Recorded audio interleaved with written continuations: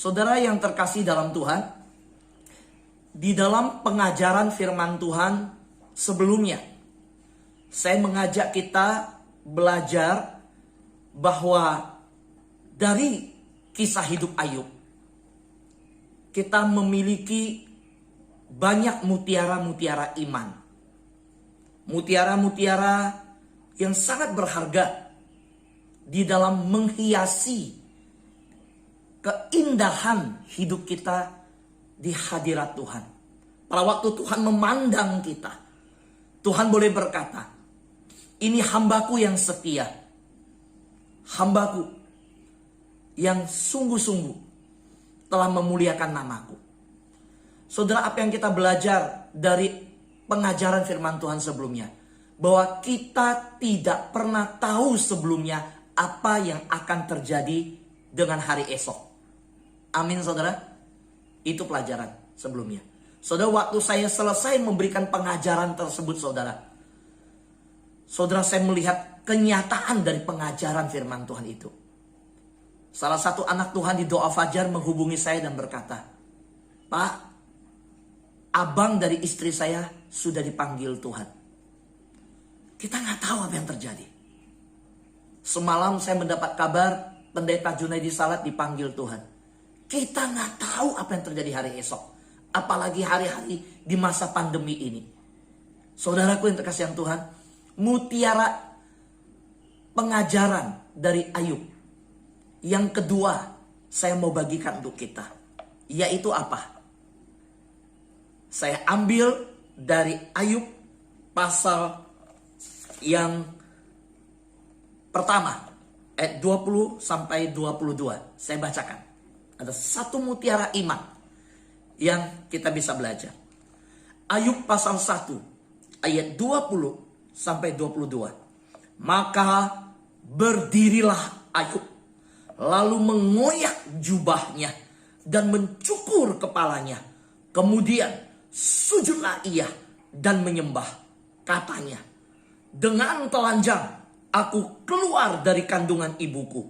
Dengan telanjang juga aku akan kembali ke dalamnya. Tuhan yang memberi, Tuhan yang mengambil. Terpujilah nama Tuhan. Saudara, tahun 2020 awal, ya, tahun yang lalu, di bulan Januari, ketika saya membaca kitab Ayub. Tahun ini 2021 kembali saya membaca kitab Ayub. Karena kalau membaca berurutan, di bulan Januari itu adalah kitab Kejadian dan kitab Ayub. Tahun 2020 ketika saya selesai membaca kitab Ayub, saudara, selesai pasal yang pertama ini ya, saudara, saya pergi ke tukang cukur rambut. Saya ambil satu keputusan. Saya nggak tahu apa yang terjadi di bulan Januari itu, di awal Januari. Waktu saya mengalami hati saya sebuah beban yang berat sekali. Beban yang mengatakan bahwa dunia ini akan semakin sulit. Dunia yang kita hidup ini, saya nggak bisa jelasin dengan kata-kata, tapi saya merasakan bahwa kok kayaknya hidup ini akan berat gitu loh di depan. Dunia ini ya, bukan hidup saya. Dunia ini ada sesuatu yang saya nggak bisa jelasin, khususnya Indonesia. Saudara, ketika saya baca pasal 1, baca Kejadian lalu masuk ke Ayub, saya baca, saya doa di hadapan Tuhan. Saya merenung.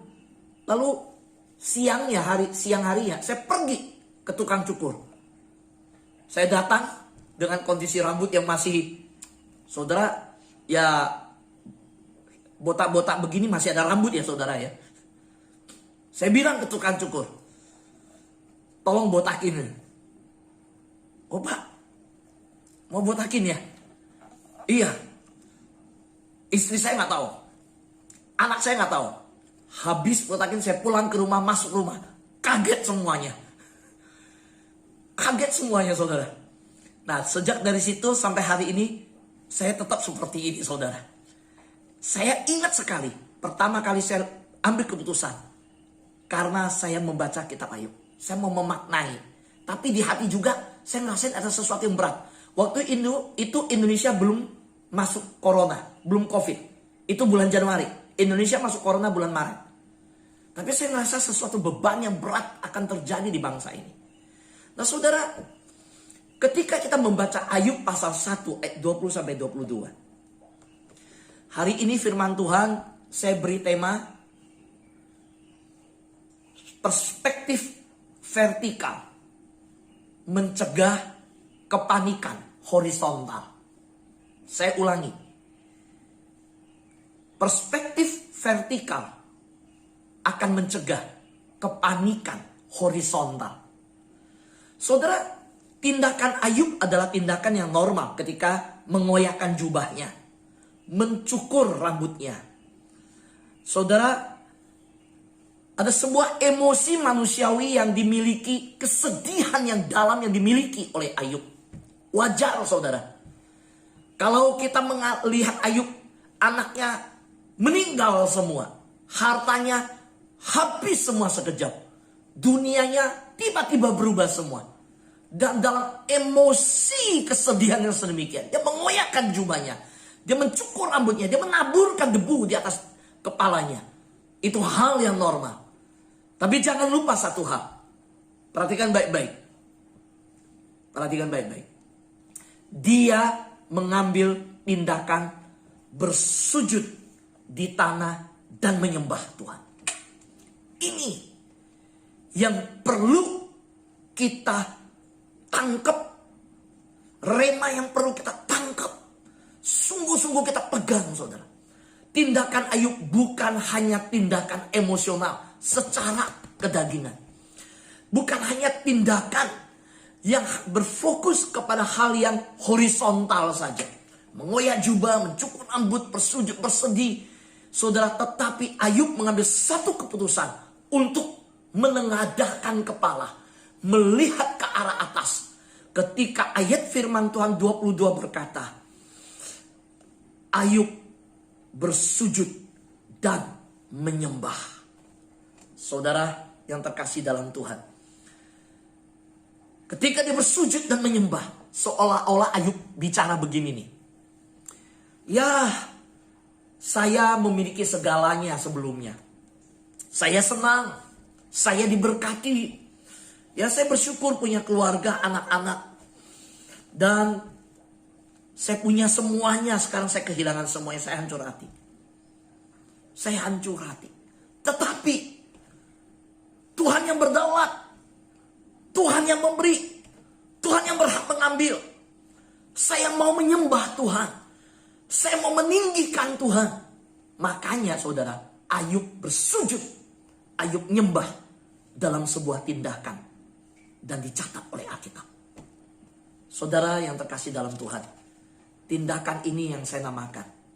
Sebuah tindakan yang langsung mengarahkan mata tertuju kepada yang vertikal, tertuju kepada yang di atas.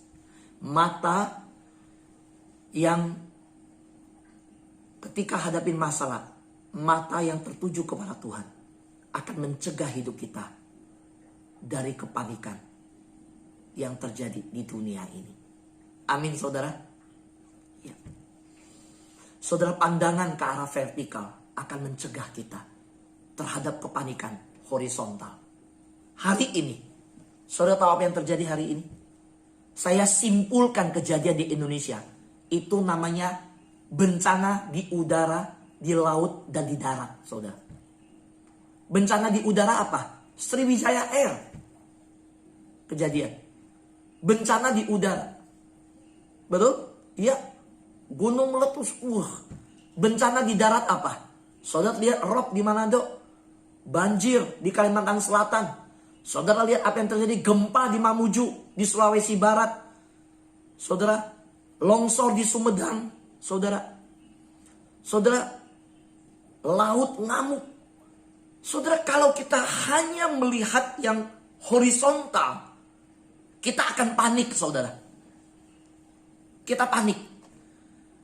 Nah, rahasianya bagaimana? Menghadapi segala kejadian. Belum lagi COVID yang belum hilang dengan varian baru yang ada.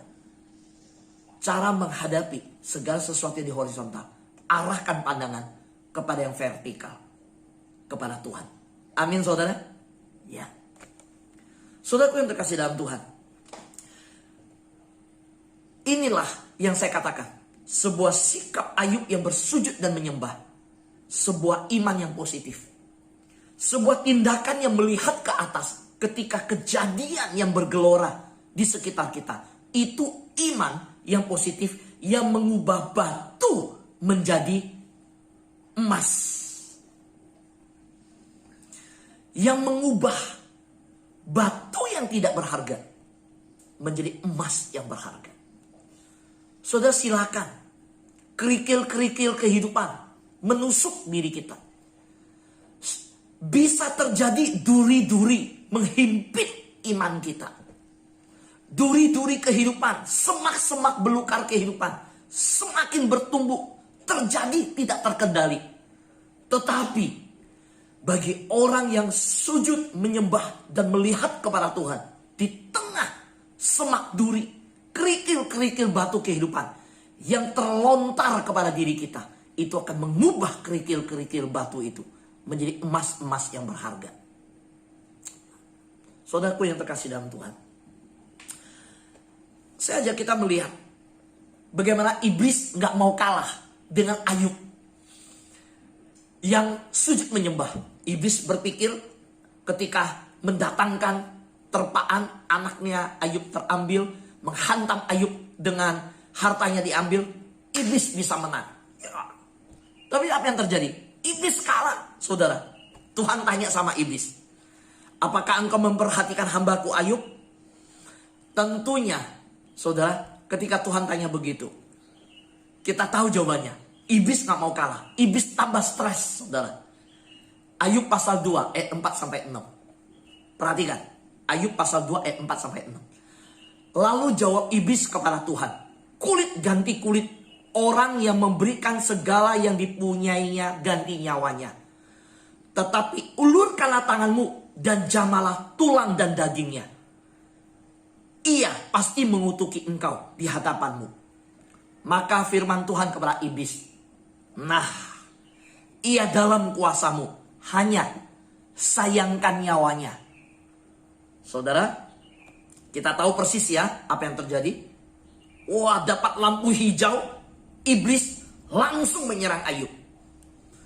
Ayat 7, pasal 2 ayat 7. Kemudian iblis pergi dari hadapan Tuhan, lalu ditimpanya Ayub dengan bara yang busuk dari telapak kakinya sampai ke batu kepalanya. Saudara, titik penderitaan Ayub ini saya sebut Ayub direndahkan sampai ke tanah. Rasa yang sakit luar biasa, saudara, dialami Ayub. Mungkin ada demam yang tinggi, tidak bisa makan, tidak bisa tidur. Saudara, tidak ada tanda-tanda kelegaan yang bisa dialami Ayub. Penderitaan yang tiada taranya, saudara. Dia pakai beling, menggaruk badannya, saudara. Ketika istrinya memperhatikan Ayub yang begitu tertekan, Ayub yang begitu menderita, saudara, istrinya mengucapkan satu kalimat. Di ayat 9. Ayub pasal 2 ayat 9. Istrinya berkata, masih bertekunkah engkau dalam kesalehanmu? Kutukilah Allahmu dan matilah. Saudara, saya mengerti ya. Gini, sisi yang saya lihat. Menurut saudara dengar firman Tuhan ini, istri Ayub cinta sama Ayub gak? Saya bilang, dia cinta sama Ayub. So itu gak diragukan, dia cinta sama Ayub. Kenapa? Saudara harus tahu, waktu anaknya mati semua, gak ada persoalan rumah tangganya. Waktu Ayub jatuh miskin gak ada persoalan. Nah, kenapa istrinya waktu Ayub menderita seperti itu bicara kalimat, bilang udah mati aja. Sebagai istri, bagi istri Ayub gini, kalau kamu kutuki Tuhan, kamu kan dipanggil sama Tuhan tuh, segera mati. Ya, saya sebagai istri tuh gak tahan lihat kamu begitu menderita. Lebih baik mati aja, jadi tidak semenderita seperti sekarang ini. Itu yang nuansa. Jadi sebagai istri dia nggak tahan lihat satu hal yang disayangkan. Saking nggak tahan melihat suaminya menderita, dia pakai jalan supaya cepat mati. Lu sakitin hati Tuhan biar Tuhan cepat panggil kamu mati. Nah itu yang bahaya. Tapi dia cinta nggak sama Ayub? Cinta, saudara. Tapi apa jawab Ayub, saudara? Apa yang Ayub bilang? Saudara, kembali jawaban Ayub mengajarkan kita. Ayub tidak menunjukkan pandangannya kepada peristiwa horizontal. Ayub tidak membiarkan kejadian sekitarnya menentukan responnya. Tetapi Ayub mengambil sebuah respon penuh tanggung jawab bahwa yang di atas tetap mengawasi hidupku. Yang di atas tetap ada sesuatu yang terjadi yang saya nggak ngerti. Ayub tetap menjaga sikap dirinya karena dia tahu yang di atas sedang menilai. Ayub berkata di ayat yang ke-10. Engkau berbicara seperti perempuan gila. Apakah kita mau menerima yang baik dari Allah, tetapi tidak mau menerima yang buruk? Saudara yang terkasih dalam Tuhan, saya tidak tahu apa yang terjadi hari ini ketika engkau dengar firman Tuhan saat ini.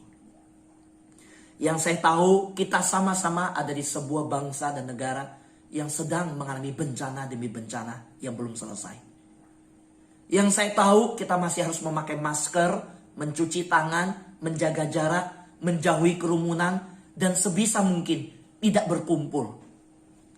Yang saya tahu, hari ini kita masih mengalami yang namanya yang punya bisnis restoran belum bisa buka. Yang punya bisnis travel belum bisa lakukan perjalanan travel. Yang punya bisnis hotel, banyak tamu belum check in. Yang punya usaha masih bergumul. Tetapi hari ini, apa yang saya tahu, izinkan saya menyampaikan satu hal. Apakah saudara panik? Apakah saudara mengalami tekanan sedemikian yang berat? Ayo, katakan kepada Tuhan, mataku tertuju kepadamu. Sebuah lagu berkata, mataku tertuju padamu, segenap hidupku ku serahkan padamu, bimbing aku masuk rencanamu, untuk membesarkan kerajaanmu. Saudara, pujian ini begitu menggetarkan hati saya. Mataku tertuju padamu, bimbing aku masuk rencanamu. Saudara, kita tidak tahu dialog apa yang sedang terjadi di kekekalan sana. Apa yang sedang diputuskan dalam sidang ilahi terhadap dunia ini. Tetapi apapun yang terjadi, jangan panik. Dan bagaimana jangan panik? Jangan cuma lihat yang sekitar kita. Lihat Allah yang besar. Kalau kita hanya lihat yang sekitar kita, kita lihat, Goliat yang besar, raksasa yang besar, persoalan yang besar. Tetapi biarlah kita berkata, Yesus, aku mau melangkah, aku mau terbang seperti Raja Wali. Angkat hidupku Tuhan. Di dalam kepak sayapmu, biar aku terbang lebih tinggi bersama dengan Tuhan. Sehingga ketika aku terbang di atas ketinggian, aku melihat masalahku itu kecil di hadapan Tuhan. Ketika aku dekat dengan Tuhan, aku melihat masalahku yang jauh itu kecil. Soalnya kalau engkau dekat dengan masalahmu, engkau hanya berada bergumul dan melihat masalahmu, engkau lihat Tuhan yang jauh, tentu Tuhan itu kecil. Tetapi kalau engkau dekat kepada Tuhan, bersama dengan Tuhan, maka engkau melihat masalahmu yang jauh itu kecil di sana. Saudaraku yang dikasihi Tuhan, yuk mulai hari ini, jalanin sepanjang hari ini, jalani pekan ini, jalani kehidupan kita dengan miliki perspektif vertikal untuk melawan segala kepanikan horizontal. Amin. Tuhan berkati kita.